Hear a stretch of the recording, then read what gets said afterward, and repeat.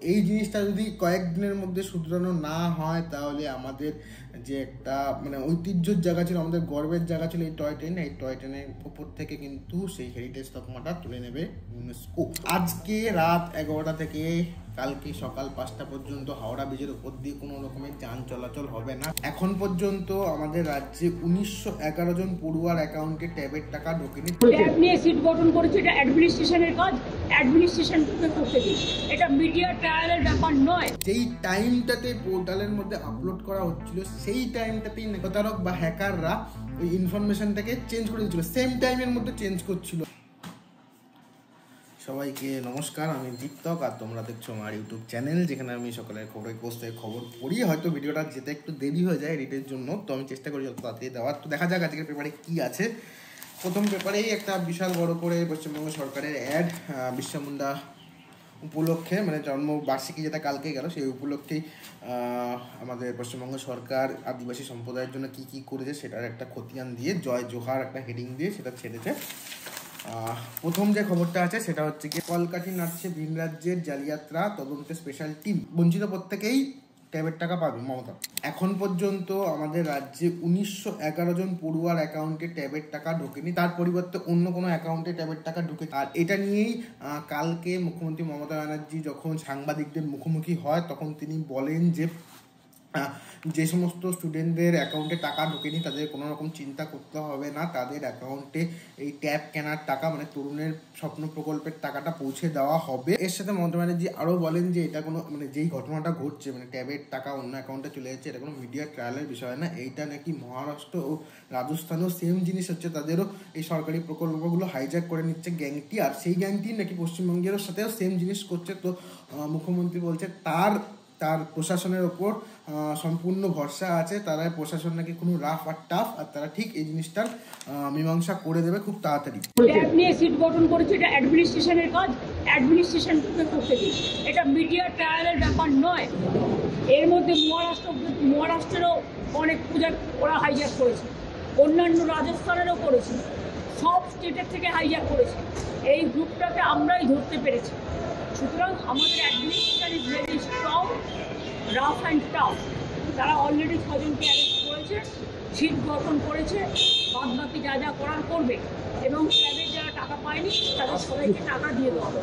Tab কাণ্ডে বাংলা জুড়ে এখনো পর্যন্ত 93টি মামলার দায়ের করা হয়েছে, গ্রেপ্তার হয়েছে টোটাল 11 জন।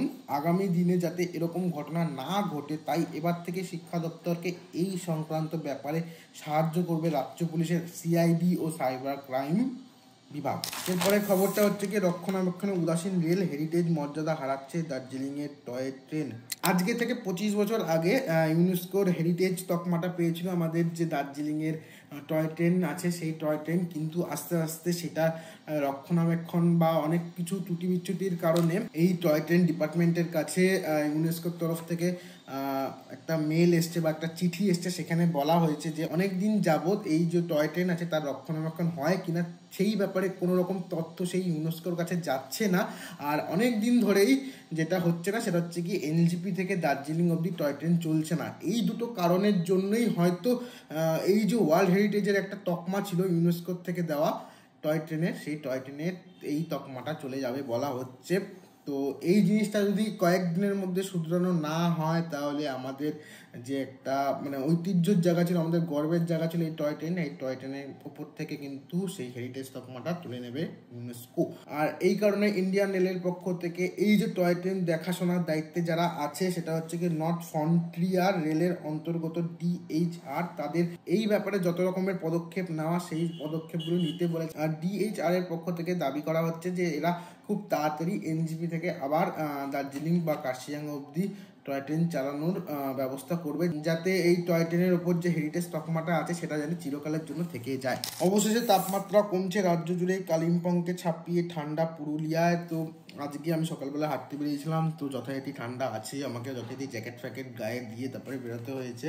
তো এখানে বলা আছে পুরুলিয়ার টেম্পারেচার নাকি কালিম্পংয়ের থেকেও অনেক নিচে নেমে গিয়েছে। এখানে বলা হয়েছে যে কালকে পুরুলিয়ার তাপমাত্রা ছিল স্বাভাবিকের থেকে অনেকটাই কম, 20 ডিগ্রি সেলসিয়াস। নভেম্বরে এই প্রথম শহরের সর্বনিম্ন তাপমাত্রা স্বাভাবিকের চেয়ে এতটা কমে নেমেছে। তারপরে বলা হয়েছে যে পুরীর মতো উঁচু হবে দীঘার জগন্নাথ মন্দির, পুজো হবে নিম কাঠের মূর্তিতে। তো আমরা জানি যে দীঘাতে একটা জগন্নাথ মন্দির তৈরি হচ্ছে, সেটা মমতা ব্যানার্জির অনুপ্রেরণায় তৈরি হচ্ছে আর সেটা প্রায় শেষের দিকে। তো সেখানে জগন্নাথ দেব আর যে বাকি দুইজন ঠাকুর আছে বলরাম ও সুভদ্রা, তাদের মূর্তি মার্বেলের মূর্তি হবে, কিন্তু এখানে নাকি একটা নিম কাঠেরও আলাদা করে মূর্তি তৈরি করা হবে, যেইটাকে আসলে পুজো দেওয়া হবে। আর বলা হচ্ছে যে এই মন্দিরটা পুরীর মন্দিরের মতোই অতটাই উঁচু হবে আর এখানে অনেকটা চত্বর জুড়ে হবে, যেখানে বলা হচ্ছে যে খাওয়ার ঘর থাকবে, তারপরে চৈতন্য দ্বার, এসব সমস্ত জিনিস থাকবে। এই যে দীঘার জগন্নাথ মন্দির, এটা কতটা তৈরি হয়েছে বা কি বৃত্তান্ত, এটা জানার জন্য খুব তাড়াতাড়ি মুখ্যমন্ত্রী মমতা ব্যানার্জি এই দীঘার এই জায়গাটাতে যাবে যেখানে জগন্নাথ মন্দিরটা হচ্ছে, এবং তিনি এটাও জানিয়েছেন যে পুরো মন্দিরের কাজকর্ম সম্পূর্ণ শেষ হলে এই মন্দিরটি উদ্বোধন তিনি করবেন। অশোকনগর স্টেশনে অবরোধ ঘিরে রণক্ষেত্র, লাঠিচার্জে জখম বহু ছাত্রী। তো এটা কালকের ঘটনা, কালকে সকালের ঘটনা, যেহেতু আমার এলাকার ঘটনা তাই আমি এটা আলাদা করে একটা ভিডিও বানিয়েছিলাম। তো তোমরা যদি ভিডিওটা না দেখে থাকো তাহলে আমি বাদিকের এই ডেসক্রিপশন যে লিঙ্কটা হয় সেই লিঙ্কে আমি দিয়ে দিচ্ছি, তোমরা চাইলে দেখতে পারো। স্কুলের তরফে নথি আপলোডের সময় জালিয়াতি হ্যাকারতে।